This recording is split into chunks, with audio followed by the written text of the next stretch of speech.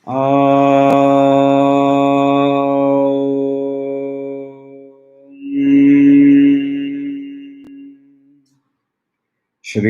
गुरु गणेशाभ्यां नमः।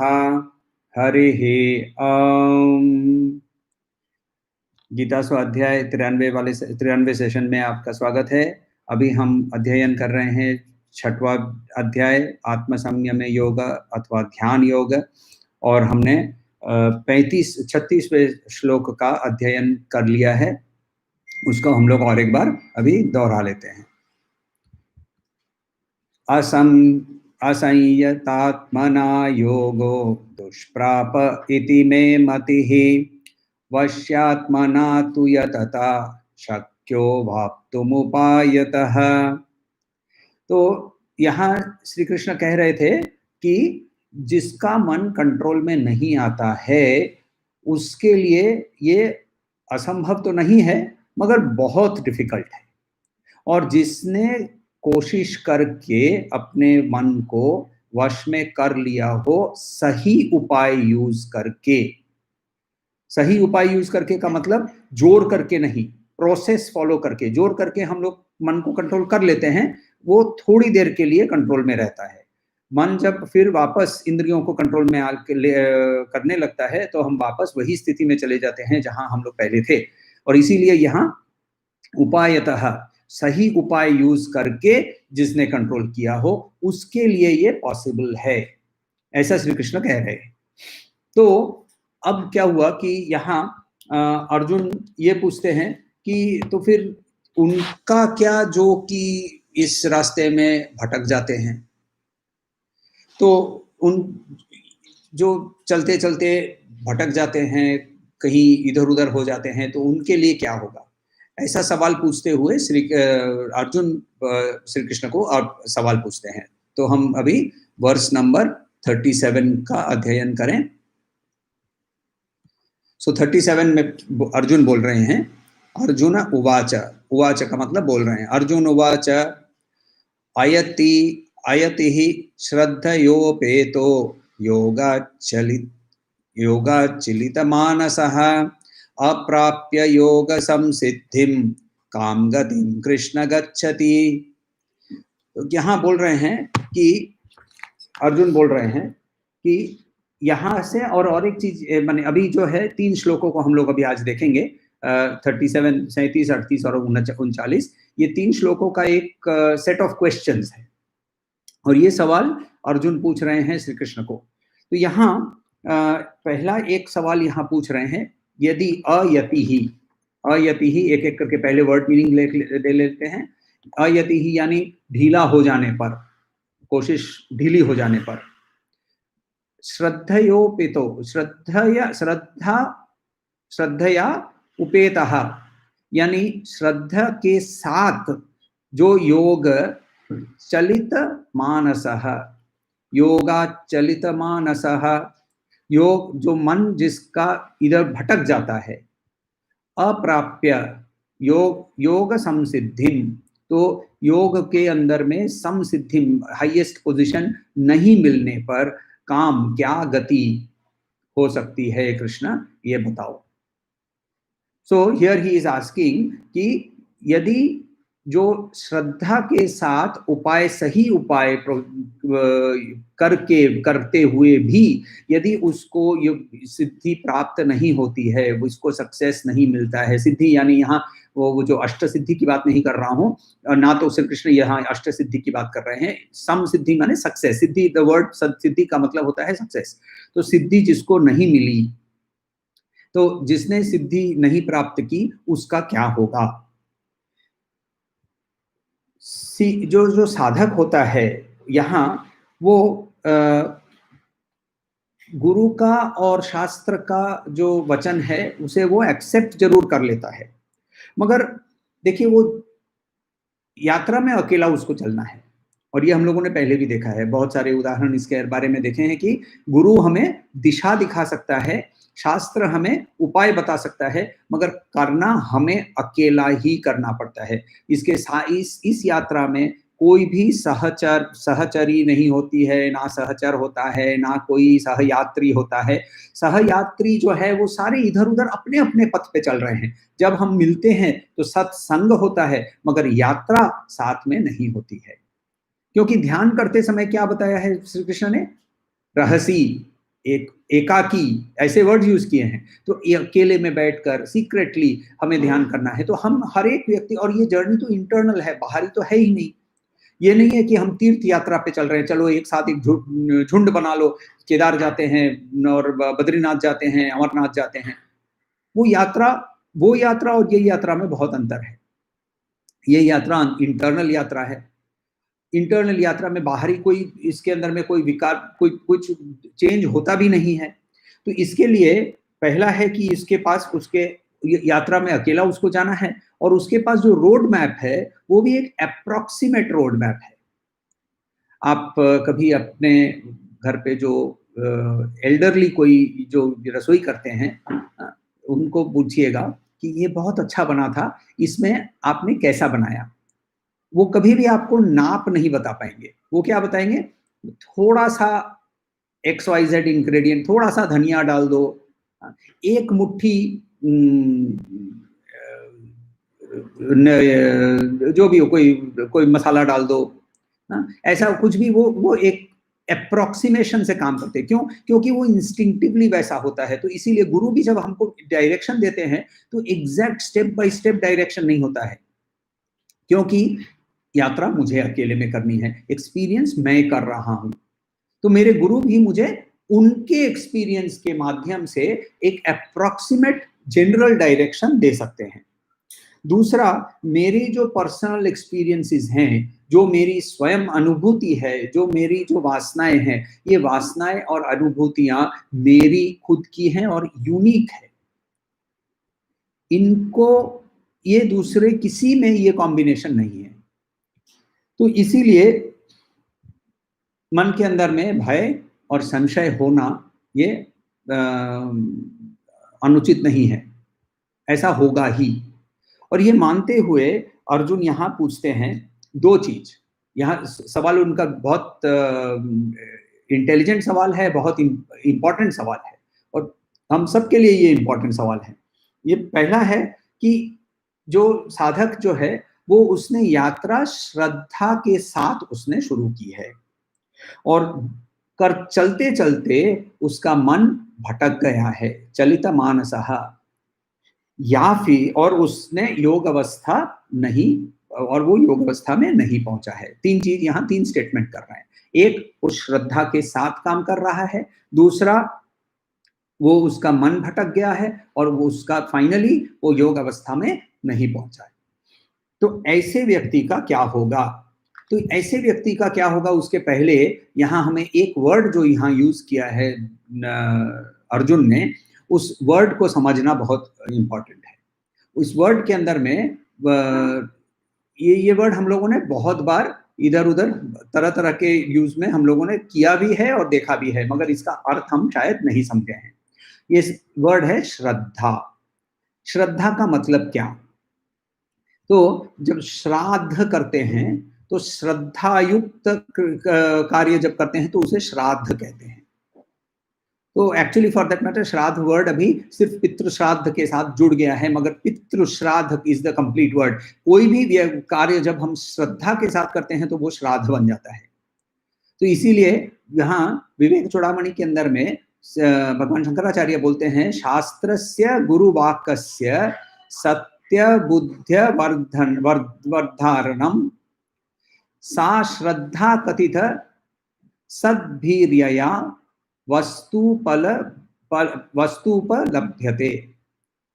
शास्त्रस्य गुरुवाक्यस्य, शास्त्र और गुरुवाक्य, इसको सत्य मानते हुए बुद्धि के द्वारा जो सत्य मानता, सत्य बुद्ध्य अवधारणम। सो इसको हम एक्सेप्ट करते हैं बुद्धि से, मन से नहीं। मन के अंदर में क्या होता है? इमोशन होता है। बुद्धि के अंदर में क्या है? इंटेलेक्ट है। इंटेलेक्ट का मतलब क्वेश्चनिंग। सा श्रद्धा कथिता, सा श्रद्धा, इसको श्रद्धा कहते हैं।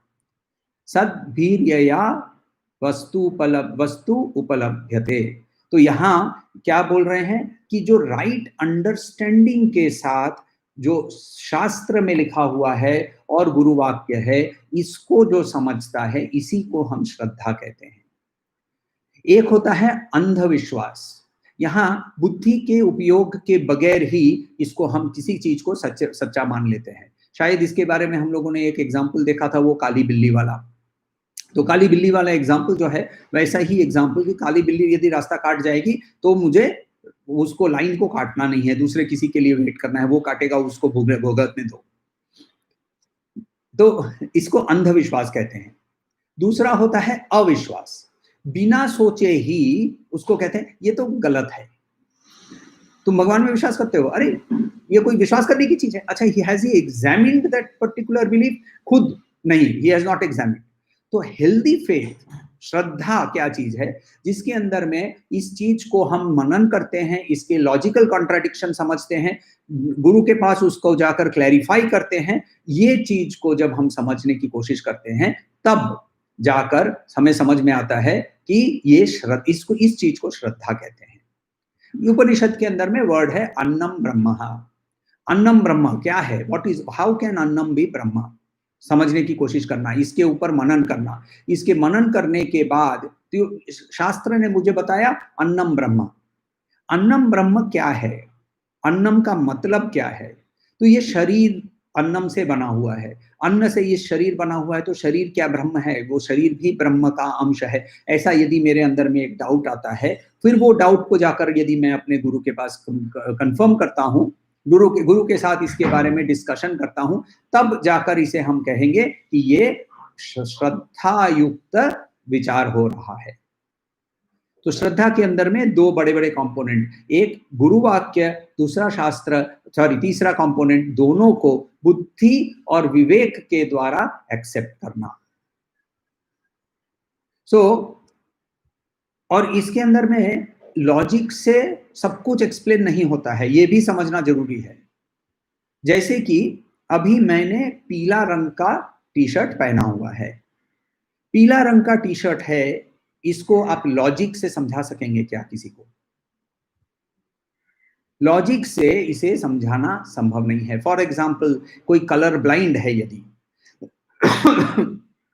जिसको कलर इन्वर्शन होता है। कलर इन्वर्शन यदि आपने ड्राइविंग टेस्ट सचमुच में दिया हो, तो आपको एक टेस्ट किया होगा जिसके अंदर में हरा और लाल के बीच में इन्वर्शन हो रहा है कि नहीं, उसके लिए टेस्ट करते हैं। डॉटेड डॉटेड डॉटेड कुछ होता है, उसको देखकर उसके अंदर में क्या लिखा है ये देखना होता है। ये कलर इन्वर्शन का टेस्ट है। अब जिसके अंदर में सचमुच का कलर इन्वर्शन है, उसको जो हम हरा देखते हैं वो उसको लाल या लाल के तरह तरह के शेड देखता है, और जिसको हम लाल देखते हैं उस ऐसा व्यक्ति उसे हरा देखता है। अब उसको हम लॉजिकली उसको हरा है और लाल लाल है समझा सकेंगे क्या? क्योंकि उसके लिए जो प्रत्यक्ष प्रमाण है, वो प्रत्यक्ष प्रमाण उसके लिए लाल और हरा इन्वर्टेड है।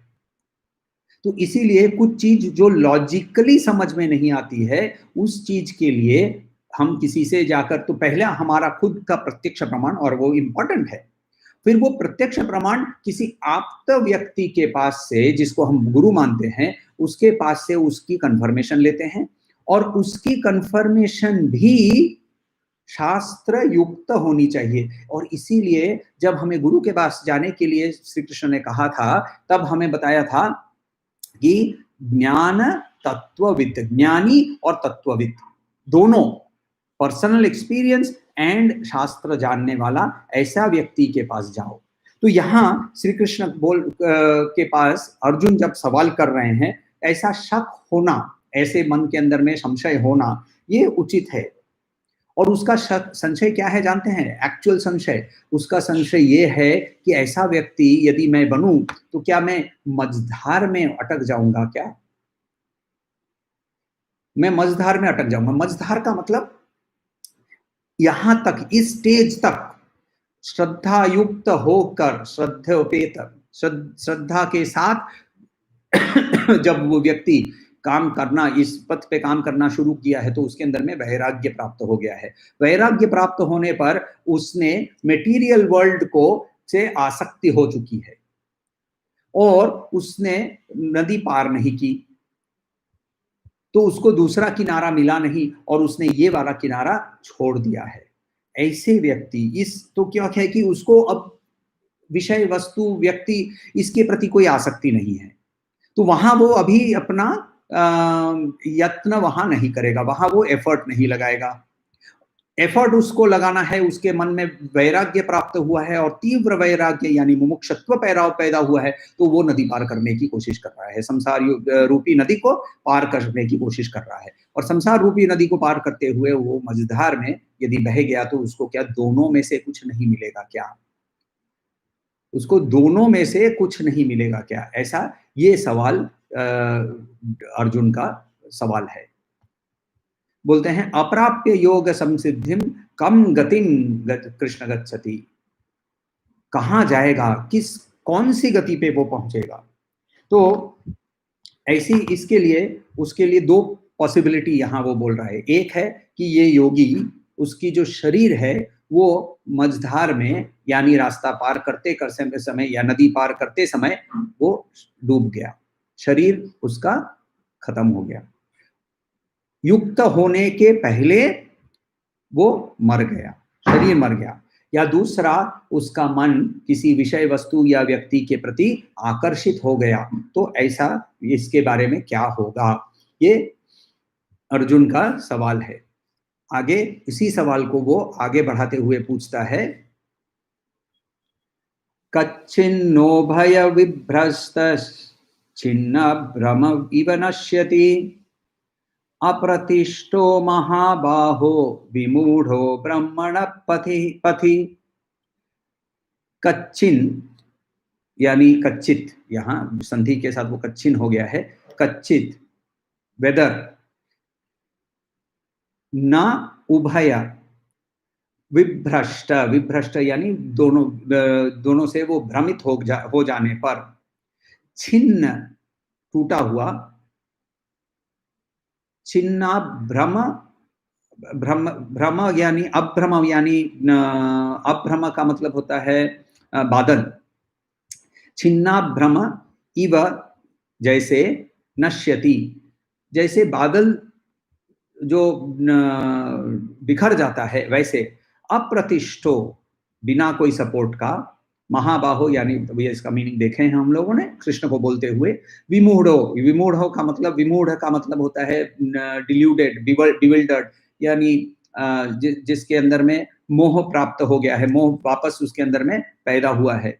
ब्रह्मणा, ब्रह्मणा यानी ब्रह्मन का रियलाइजेशन, पथि का मतलब जो इस पथ पे चलता है। यानी यहाँ पूछ रहे हैं, इसका यदि हम लोग अर्थ निकालें तो ऐसा व्यक्ति जो जो निकल पड़ा है, ये दोनों उभय, दोनों से वो निकल, दोनों से उसको, दोनों की प्राप्ति ना, दोनों में से किसी चीज की भी प्राप्ति उसको नहीं होती है क्या हे कृष्णा? जैसे बादल, टूटा हुआ बादल जैसे बिखर जाता है, वैसे ही उसको ऐसी उसकी अवस्था होती है क्या? ऐसा पूछ रहे हैं वो। देखिए हम ना सब कोई हम परफेक्शन की तरफ इवॉल्व कर रहे हैं। क्यों?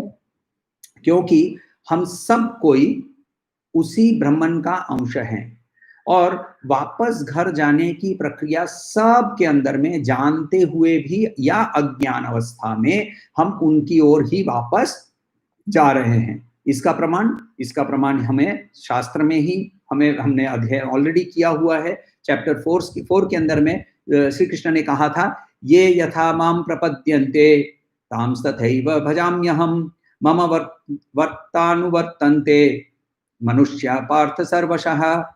सो जो भी मम वर्तमान अनुवर्तन्ते, मेरे ही पथ पे वो सारे मनुष्य चल रहे हैं।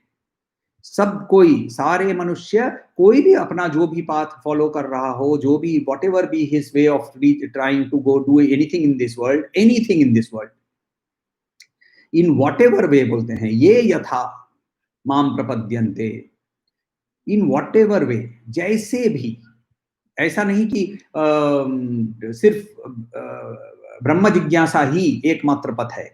सारे पथ ही अल्टीमेटली ब्रह्म जिज्ञासा लास्ट पथ है, मगर सारे पथ ही मेरी तरफ आ रहे हैं, ऐसा बोलने के कारण, इसीलिए हम सब ब्रह्मन के अंश होने के कारण हम सब कोई आनंद खोजते हैं, मुक्ति खोजते हैं और हम इस बंधनों से मुक्त होना चाहते हैं। तो इसीलिए और ये सगुण ब्रह्मन के जो लक्षण है, ये जो मुक्ति देने के लिए या सृष्टि करने का इत्यादि इत्यादि जो हम लोगों ने देखा है पहले। तो इस ईश्वर के लिए, ईश्वर की ओर हम, इस ईश्वर जिससे ये पूरी सृष्टि प्राप्त हुई है, इस ईश्वर के माध्यम से हम उस ईश्वर की ओर ही जा रहे हैं, ये जानते हुए, इसीलिए यहाँ अर्जुन बहुत सुंदर एक उपमा यूज कर रहे हैं। वो बोल रहे हैं कि शरत काल में, शरत काल का जो आकाश होता है बहुत सुंदर माना जाता है, क्योंकि उसके अंदर में बादल, देखिए नॉर्मली जब हम ग्रीष्म काल में आकाश देखते हैं तो वो कंप्लीटली क्लाउडलेस होता है और वो एक यूनिफॉर्म ब्लू हो जाता है, मगर शरद ऋतु के समय बारिश आती है जाती है, तो उस समय जब बारिश वाले जो बादल होते हैं वो काले और घने दिखते हैं, और उस काले घने बादल बरस जाने के बाद कुछ बादल रह जाते हैं आकाश में सफेद रंग के, और जब हवा का झोंका आता है तो वो बिखर जाते हैं। ऐसी सुंदर उपमा दे रहे हैं, देखिए यहाँ, कि ये बादल जो है वो ना तो बादल के रूप में रह सका, यानी आकाश में नहीं रहा, और ना तो वो भूमि पे बारिश के रूप में गिर पाया, तो उसको ना उस पार और ना इस पार। तो ऐसे हम लोग जो ना इस पार और ना उस पार, उसको हम लोग धोबी का डैश डैश डैश बोलते हैं। तो वैसा ये व्यक्ति भी वैसा हो गया है क्या, कि जिसको ना तो उसको वैषयिक सुख और ना ही उसको ब्रह्म सुख, दोनों में से किसी चीज का ही प्राप्त नहीं होगा। हे पार्थ, ऐसा क्या उसका हालत हो जाएगा क्या? ऐसा श्री कृष्ण को पूछते हुए आगे और भी पूछते हैं और भी बताते हैं श्री कृष्ण को कि यहाँ आगे वाला लास्ट वाला आज के लिए जो लास्ट श्लोक है उसको लीजिए, और यहाँ हम लोग देखेंगे वर्स नंबर, सॉरी किताब खोलने दीजिए एक मिनट।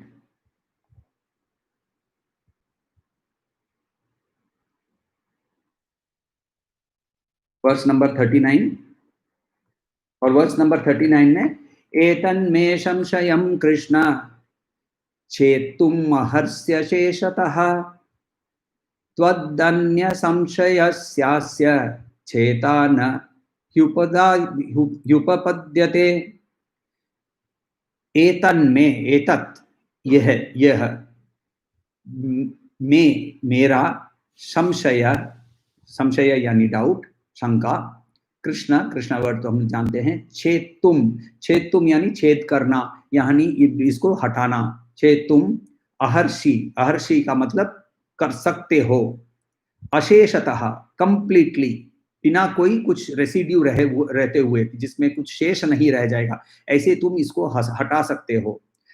त्वत् तुम्हारे अलावा, अन्यः त्वद अन्यः, तत् त्वत् अन्यः त्वद अन्यः तुम्हारे अलावा दूसरा, संशयस्य इस संशय को छेता हटाने वाला दूसरा, ना ही सब डेफिनेटली सर्टेनली, उपपद्यते और कोई इस पद के लिए लायक नहीं है, ऐसा श्री कृष्ण कहते के लिए वो कहते हैं। तो ऐसा क्यों बोल रहा है वो? देखिए इसके पहले उसने एक सवाल किया था, इसके पहले वाले सवाल में उसने बोला था कि ये योग अवस्था परमानेंट नहीं हो सकती है। अब दूसरा सवाल है कि योग अवस्था के पहुंचने के पहले यदि वो भ्रमित हो जाता है या शरीर नष्ट हो जाता है तो क्या? यानी पहले वाला डाउट जो है वो क्लियर हो गया।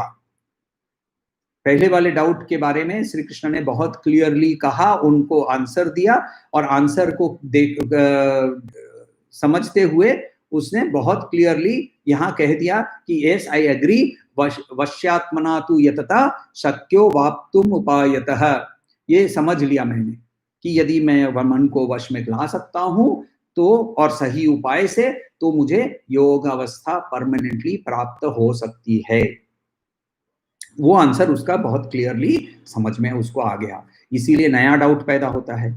तो देखिए जैसे जैसे लेक्चर प्रोसीड कर रहा है, जैसे जैसे ये वाक्यों प्रोसीड कर रहे हैं, तो वैसे वैसे अर्जुन के अंदर में एक गुरु के प्रति उसकी जो श्रद्धा है, उसका जो विश्वास है गुरु के प्रति, वो भी बढ़ते जाता है।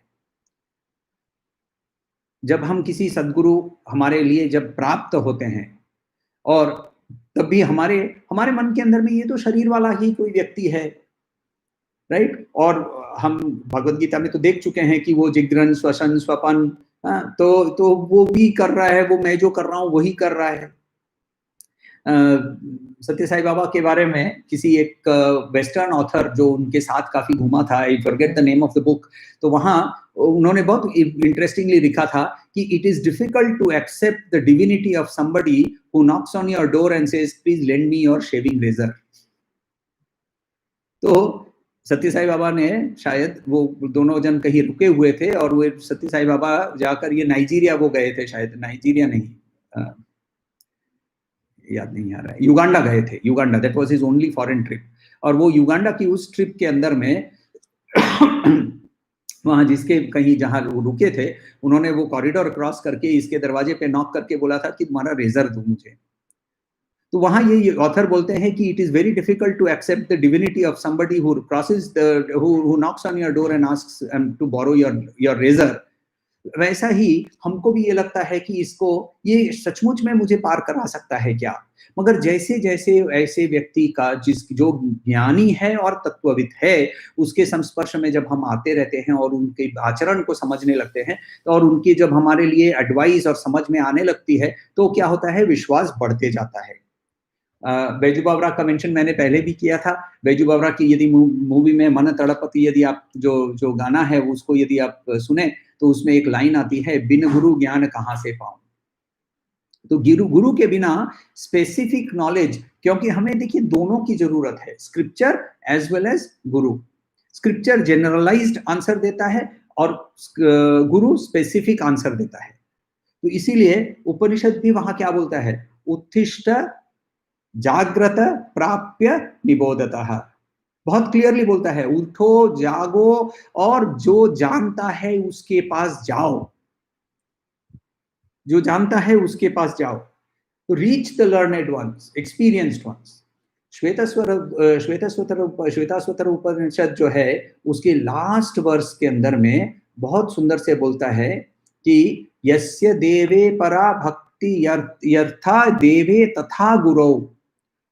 तो देव की तरह जैसे पराभक्ति, देव यानी यहाँ ब्रह्मन, ब्रह्मन के प्रति जो पराभक्ति हमें होती है, वैसे ही देव एवं गुरु की तरह तस्येते कथिता यार्थ प्रकाशांते महात्मनः, प्रकाशांते महात्मनः इति।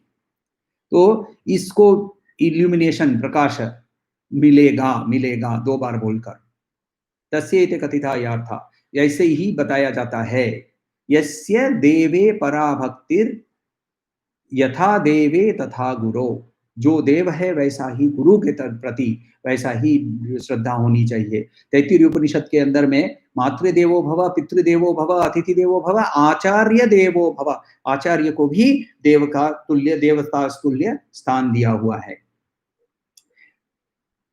संशय सनातन धर्म का एक निहित अंश है। संशय के बगैर यदि आगे बढ़ने की हम कोशिश करते हैं, तो ये बढ़ना अंधविश्वास के कारण बढ़ना होता है और ये एक्सेप्टेबल नहीं है। तो ये संशय एक्चुअली आगे बढ़ने के लिए बहुत सहायक होते हैं, सही संशय। बस संशय के कारण यदि संशय करते हैं तो हम यदि अधमाधिकारी ही बताए जाएंगे। तो ये जो नेचर ऑफ इंटेलेक्ट जो है, हमारा इंटेलेक्ट जो है, बुद्धि जो है, उसका काम ही है सवाल पूछना। और ये जब सवाल पूछता है, ये सवाल के जवाब मिलने पर ही हमारे अंदर में वो इंटेलेक्ट शांत होता है। हमारे लिए हमें तीन चीज करने को बताया था गुरु के पास जाकर। एक, प्रणिपातेन, प्रणिपातेन यानी ईगो को सबड्यू करो, सरेंडर करना, ईगो को सरेंडर करना, नॉट इंटेलेक्ट, ईगो को सरेंडर करना। तो माइंड वहां, मनस जो है वो वहां शांत होता है। परिप्रश्नेन, प्रश्न भी करो, तब इंटेलेक्ट शांत हो जाएगा। और सेवया, यानी फिजिकली सेवा करने पर शरीर के अंदर में जो हम शरीर के साथ अटैचमेंट है वो भी हमारी कम हो जाएगी। ये ऐसा विचार जिसको वेदांत में मनन कहते हैं, इस मनन के बगैर लर्निंग एक्सेप्ट नहीं होगी, उसको हम आगे उसका प्रैक्टिस में हम नहीं ले पाएंगे। थियरी बहुत ही आराम से समझ में आ जाती है सबको, इंटेलेक्चुअली आपको, मुझे और अर्जुन को यहाँ तक के जो 200 सवा 200 श्लोक की वार्तालाप चली है सब कुछ समझ में आ गया होगा, मगर इस पर जब तक हम मनन नहीं करेंगे तब तक इस पर हम प्रैक्टिस भी नहीं करेंगे। सिर्फ सवाल पूछने के लिए यदि सवाल पूछा जाता है तो इसको विमूढ़ सवाल, अधम अधिकारी के सवाल ऐसे बोला जाता है। मगर यदि हमारी खुद की नॉलेज को बढ़ाने के लिए सवाल पूछे जाते हैं तो ये खुद की नॉलेज बढ़ाने के लिए क्या करना पड़ता है? मनन, श्रवण करने के बाद, मनन करने के बाद कंफर्मेशन होने पर निदिध्यासन। तो ऐसे परिप्रश्न पूछने से मनस को और बुद्धि को दोनों को ही हम शम यानी क्वाइटन करना ये संभव हो सकता है। और जब मन शम हो जाता है तो जो शम करोति इति शंकरा, हम शंकर यानी शिवो हम अपने बारे में अपने आप को बात पा सकते हैं।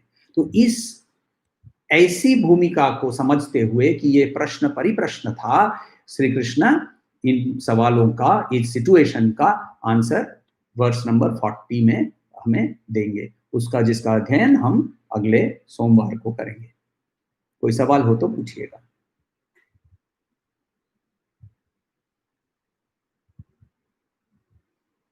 So exactly, very good question कि यदि गुरु के जो आदेश हैं वो यदि बहुत क्लियरली समझ नहीं आते हैं तो क्या होता है? तो इसके बारे में एक बहुत इंटरेस्टिंग और एक क्रिएशन होता है जिसका आप शायद थोड़ा सा गूगल के ऊपर में भी इसके बहुत सारी आपको मटेरियल मिल जाएगी, सर्च कीजिएगा। उपगुरु, ये उपगुरु कौन होता है? जो आजू बाजू में सारे हैं ये हमें सहायक होते हैं, ये सहायक होते हैं, क्लैरिफाई करते हैं कि मुझे ऐसा ऐसा एक्सपीरियंस हुआ था या मुझे ऐसा नहीं हुआ था, एटसेट्रा एटसेट्रा।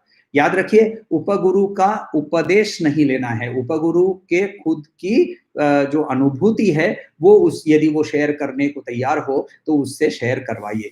दूसरा, यदि गुरु का आदेश हमें समझ नहीं आए तो गुरु को प्रश्न पूछना ये अनुचित नहीं है, और यदि गुरु आपका प्रश्न उत्तर नहीं देता है तो आपका प्रश्न को रिवर्ट कीजिए और प्रश्न पर लगे रहिए, क्योंकि प्रश्न यदि परिप्रश्न है, परिप्रश्न का मतलब यदि आपने इस गुरु वाक्य पर, गुरु ने कुछ समझाया हो या शास्त्र ने कुछ समझाया हो और उस पर हमने मनन यदि किया हो तो सही सवाल वो अपने आप ही पैदा होंगे। जैसे अर्जुन का सवाल, अर्जुन का सवाल क्या था पहले कि योग अवस्था परमानेंट कैसे रखूं? अब सवाल क्या है कि योग अवस्था परमानेंट हो सकती है, मैं मानता हूं, मगर शरीर का अंत कब होगा इसको थोड़ी पता किसी को। शरीर का तो अंत कभी भी हो सकता है, तो शरीर का अंत यदि इस पथ पे चलते हुए शरीर का अंत हो गया तो क्या होगा? मन विचलित हो सकता है, अचानक से कोई कारण से मन थोड़ी देर के लिए विचलित हो जा सकता है, भ्रमित हो जा सकता है। यात्रा में हम जा रहे हैं, यहाँ से जयपुर जा रहे हैं, जयपुर के अंदर में पहुंचते जा रहे हैं हम लोग दिल्ली, रास्ते में जयपुर आता है, जयपुर के अंदर में बहुत बड़ा पोस्टर और बहुत अट्रैक्टिव पोस्टर दिखाया है जोधपुर के बारे में। चले गए हम लोग जोधपुर, तो दिल्ली हम टाइम से नहीं पहुंचेंगे ना, और जोधपुर जाकर वहां भटक जाते हैं, जोधपुर में जोधपुर पैलेस देखते हैं, जोधपुर फोर्ट देखते हैं और 4-5 दिन एक्स्ट्रा लग जाते हैं। ऐसा भी हो सकता है यात्रा के अंदर में। तो ऐसा होने पर क्या होगा? तो ये देखिए सवाल कितना इंटेलिजेंट है, कितना इन्वॉल्व है।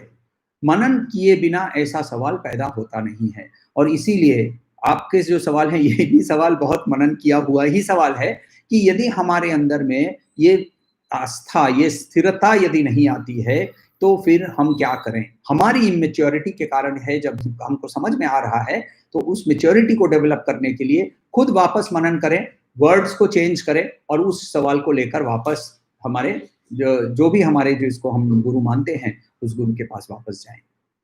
जब ये प्रश्न परिप्रश्न होगा तो इस परिप्रश्न पर उत्तर भी अपने आप ही मिलेगा। और ये याद रखिए, गुरु कभी-कभी जानबूझकर उत्तर आपको नहीं देगा क्योंकि वो फ़ोर्स कर रहा है, वो जानता है कि मनन करने पर आप खुद ही इसका आंसर ढूँढ पाएँगे और लास्ट में आप जब सही आंसर लेकर उनके पास जाकर बोलेंगे कि ये ऐसा ही है ना, और वो सिर्फ़ ऐसे ही सर हिलाकर बोलेंगे, तुमने सही समझा। इतना ही शायद आपके लिए ज़रूरी हो, तो इसीलिए शायद उत्तर भी आपको शायद ना मिले। आस्था ना छोड़ें और देखिए इस यात्रा के बारे में कल हम लोगों ने कारिका के अंदर में देखा था। तो इस कारिका के अंदर में बहुत सुंदर एक एग्ज़ाम्पल गौड़पादाचार्य जी देते हैं कि कुश के घास के कर्ण या टिप के ऊपर कुशाग्रे बिंदु ना एक-एक करके ड्रॉप करके जैसे समुद्र को खाली करने की कोशिश होती है, फिर काश खाली होगा ये जानते हुए इसको यदि जब खाली करने के लिए बैठा होता है व्यक्ति, उतनी श्रद्धा और उतना सब्र दोनों ज़रूरी है। इस यात्रा पे दोनों के बगैर नहीं होगा। सो 100% लर्नर सेंट्रिक अप्रोच आपने जो वर्ड्स यूज़ किए हैं कि गुरु जो है वो हर एक व्यक्ति के लिए अलग-अलग तरीके यूज़ करते हैं। हम लोगों ने श्री रामकृष्ण परमहंस के बारे में उन्होंने खुद के बारे में ये एग्ज़ाम्पल लेके बताया था कि 5 उँगलियाँ actually he uses the example of a mother कि बोलते हैं कि मछली कुक कर रहे हैं, तो एक को माछे झोल, दूसरे को माछ भाजा, तीसरे को माछे टॉक इत्यादि इत्यादि। एक ही मछली है मगर 5 तरीके से उसको कुक करके 5 बेटों को खिलाती है माँ, क्योंकि हर एक का हजम करने का शक्ति, रुचि और जो रुचि और हजम करने की शक्ति दोनों अलग है। ऐसा खुद के बारे में ही एक्चुअली वो बता रहे थे, क्योंकि वो जब निरंजनानंद को नदी पार करने के समय निरंजनानंद थोड़े से एग्रेसिव थे और वो जब वो माझी के साथ झगड़ा करने लगते हैं तो उनको वो अलग टीचिंग देते हैं और इसी चीज जब वो शारदानंद के साथ जब नदी पार करते हैं तो वहाँ शारदानंद थोड़ा सा शांत प्रकृति के व्यक्ति थे और वहाँ वो माझी के साथ झगड़ा नहीं किया, उसको एग्जैक्टली उल्टा उनको वो लेसन सिखाते हैं। तो इवन दिनाचार्य के अंदर में व्यावहारिक रूप के अंदर में भी उनकी सीख अलग-अलग व्यक्ति के लिए अलग-अलग थी। ऐसा ही गुरु भी हमारे साथ ही ऐसा ही करते हैं। ये समझने के बाद हमें बिहेव करना चाहिए। अरे उसको तो उसने मंत्र दे दिया, मैंने ये देखा हुआ है। उसको उसने मंत्र दे दिया, हमें तो मंत्र ही नहीं दिया। ये गुरु के पास हम नहीं जाएँगे। हम और आजकल की दुनिया में मैंने ये बहुत बहुत देखा है। इसको मैं कहता हूँ स्पिरिचुअल शॉपिंग। यहाँ से वहाँ से यहाँ, वहाँ से यहाँ, ये 15 तरह की स्पिरिचुअल शॉपिंग जब करते हैं और अच्छा शॉपिंग करने के बाद क्या करते हैं जानते हैं? सब कुछ में से मैं अच्छा क्या है वो चुनूँगा। अरे उतना यदि चुनने की अधिकार यदि हमारे अंदर में पैदा हुई, ज्ञान यदि पैदा हो चुका है, तो हमें गुरु की भी ज़रूरत शायद नहीं है। तो अलग-अलग अच्छा इस गुरु का ये क्रिया लेंगे, उस गुरु का ये एडवाइस लेंगे, अब ये तो कंपैटिबल है या नहीं, ये कौन डिसाइड कर रहा है? तो इसीलिए नंबर 1 स्पिरिचुअल शॉपिंग ना करें, दूसरा पेशेंस रखें और खुद मनन करना बहुत इम्पोर्टेंट है। मनन किए बिना हमारे पास परिप्रश्न नहीं पैदा होते हैं, परिप्रश्न लेकर जब गुरु के पास जाते हैं, आंसर ज़रूर मिल जाते हैं। और कोई सवाल हो तो बताइए।